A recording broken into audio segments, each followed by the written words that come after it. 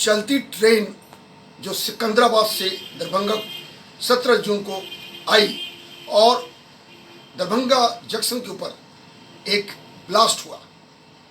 उसके बाद अफरा तफरी के बीच में सभी एजेंसियां स्टेट और केंद्र की सतर्क हो गई। धीरे धीरे उसमें एक साजिश की बू आनी शुरू हुई और उसके गंभीरता को देखते हुए एनआईए ने जांच प्रक्रिया शुरू किया। अभी एक बहुत गंभीर मामला ये बन गया। पता चला कि जो सिकंदराबाद से कपड़े की गठरी पार्सल बेन में डाली गई थी वो एक सोची समझी पाकिस्तान के लश्कर तैयबा के द्वारा प्लान की गई थी, जिसके लिए स्लीपर सेल जो हैदराबाद में श्यामली उत्तर प्रदेश के रहने वाले दो सगे भाई नासिर और इमरान, जो कि 2012 में पाकिस्तान के अंदर इन्होंने ट्रेनिंग भी किया था आईईडी और आतंक हमले के बाबत। मैं बताना चाहूँगा, जब धीरे धीरे एनआईए ने अपनी जांच शुरू की तो ये कंफर्म हो गया कि हैदराबाद में ये नामपल्ली एक जगह है जहां अस्थायी रूप से रह रहे थे। इनका सोच बहुत ही खतरनाक था। आज एक बड़ा मैं आपको सूचना के तौर पे बताना चाहूँगा कि जब इनकी इंट्रोगेशन केंद्रीय एजेंसी के द्वारा हुई है तो पता चला है कि ये टाइगर मेमन और हाफिज सईद से मिल चुके हैं। ये वहाँ पे 5 महीने पाकिस्तान में रहे और बहुत आईडी और ख़ास करके आग लगाने वाली जो आईडी बनाने का जो तरकीब है उसके बारे में इन्होंने ट्रेनिंग लिया और हिंदुस्तान में वापस आए। मैं आपको बताना चाहूँगा, इंट्रोगेशन नहीं पता चला है कि ये दोनों सगे भाई गुजरात में और महाराष्ट्र में भी 2-3 बार इन्होंने एक बहुत बड़ा साजिश करने की कोशिश की लेकिन नाकामयाब रहे। अब ये जो कोशिश हुई थी, इनका सोच बहुत ही गंभीर था।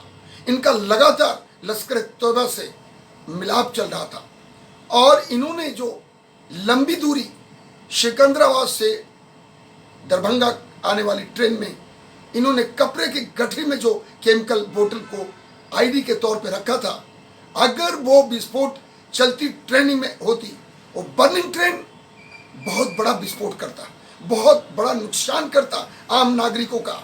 मैं आपको बताना चाहता हूँ कि इसका एक प्रोसीजर होता है कि जब जलते हुए हालात में आईडी फटता है, अगर उसको लोहे का टुकड़ा और उसको कुछ ऐसी चीज़ें जो ठोस होती हैं वो और भी बम के जैसा वो एक छोटे छोटे टुकड़ों में बहुत बड़ा नुकसान करता।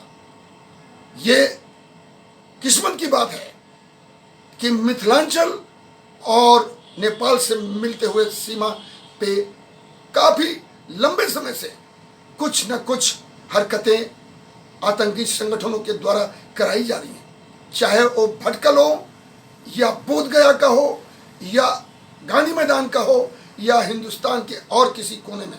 मैं बताना चाहता हूं कि अब एनआईए उन नासिर और इमरान दोनों भाई को कल पटना में ला रहे हैं और एनआईए के कोर्ट में उसकी पेशी होगी। उसके बाद जो इंट्रोगेशन चलेगा और उसके साथ कई इंफॉर्मेशन और पता चलेगा और पूरे भारत में इनका आका कौन है, इनके कौन लोग हैं जो लगातार इनको टारगेट दे रहे हैं और उसके लिए हर तरह से मदद कर रहे हैं।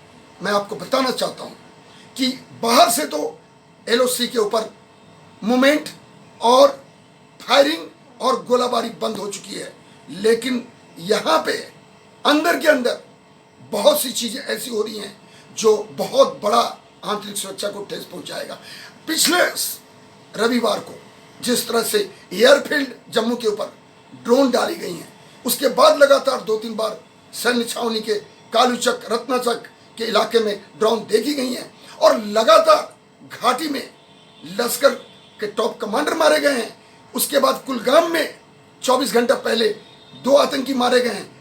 इससे पहले 24 तारीख को हमारे भारत के प्रधानमंत्री सर्वदलीय मीटिंग करके कश्मीर के अंदर बेहतर मार्ग प्रशस्त करने का उन्होंने तैयारी शुरू किया था, लेकिन पाकिस्तान इसको डाइजेस्ट नहीं कर पा रहा और वो प्रत्यक्ष और अप्रत्यक्ष आईएसआई और उनकी सेना और बैट मिलके पूरे भारत के अंदर एक दहशत पैदा करने की सोच रहे हैं। लेकिन जो सिकंदराबाद से दरभंगा आती हुई ट्रेन, जो बर्निंग ट्रेन के नाम से जाना जाता, लेकिन ये चाहे आप उसको किस्मत समझिए या उसकी नाकामयाबी समझिए, लेकिन एक बहुत बड़ी गंभीर साजिश से बचाव हो गया। अब सवाल है कि इस आंतरिक सुरक्षा को ठेस पहुंचाने वाले उन लोगों को भी चिन्हित करना है जो इधर भारत के अंदर बैठ के भारत विरोधी काम कर रहे हैं और इस तरह के लोगों को अपराध और साजिश में शामिल करवा रहे हैं। और इसके लिए